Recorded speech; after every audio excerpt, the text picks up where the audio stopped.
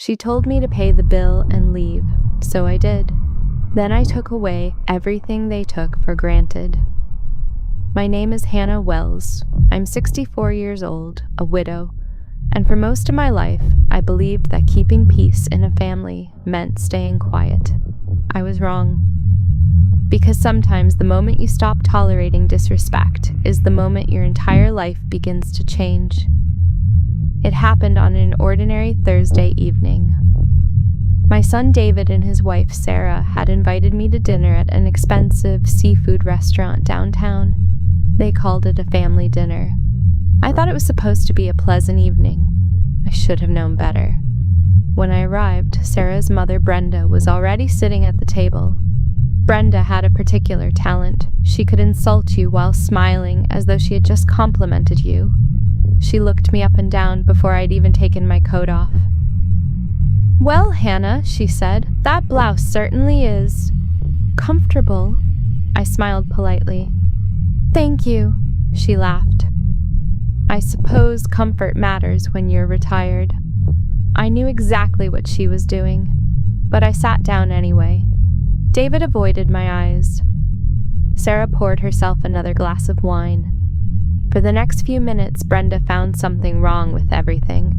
The restaurant was too dark, the food was overpriced, my blouse was too simple. Then she started asking about my late husband's pension. "How much do you actually live on these days?" she asked. I stared at her. "That's a rather personal question." "Oh, don't be so sensitive," she replied. "We're family." I looked at David. He was staring at his plate. Not one word. Sarah simply smiled at her mother. That smile told me everything. They weren't going to stop her. They wanted me to sit there and take it.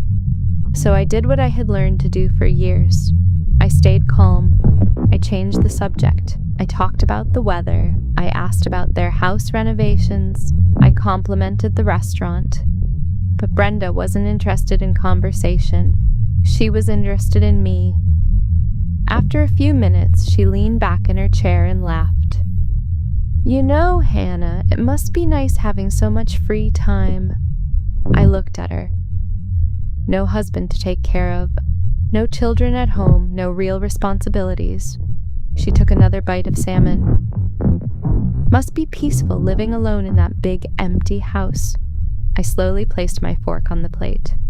"I keep myself busy," I said. Brenda smirked. "Of course you do." I took a breath. "Peace and quiet is something I've earned." Sarah rolled her eyes. That was when I realized this wasn't going to end with dinner. Brenda swirled the wine in her glass. "You know what I think?" I didn't answer. "I think you're lonely." David finally looked up. "Brenda," but she continued. "That's why you're always hovering around David. You don't want to admit that you're isolated." David shifted uncomfortably. "Mom isn't desperate." It was barely a whisper. Sarah immediately touched his arm. "David, don't." Then she looked at me. "Hannah, Mom is joking." I looked directly at her.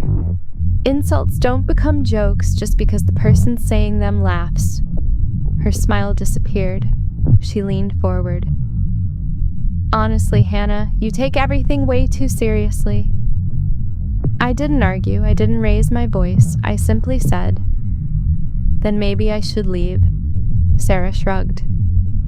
"If you don't like my mother's sense of humor, you can pay the bill and leave." She said it like a threat.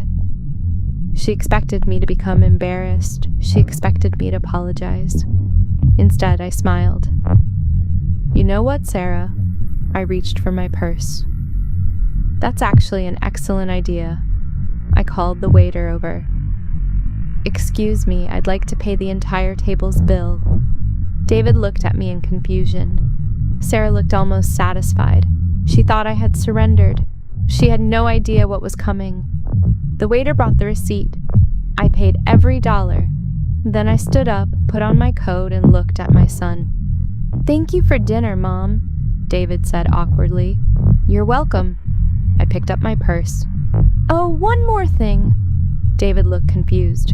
"I'm driving myself home." He blinked. Wait, what? You and Sarah came with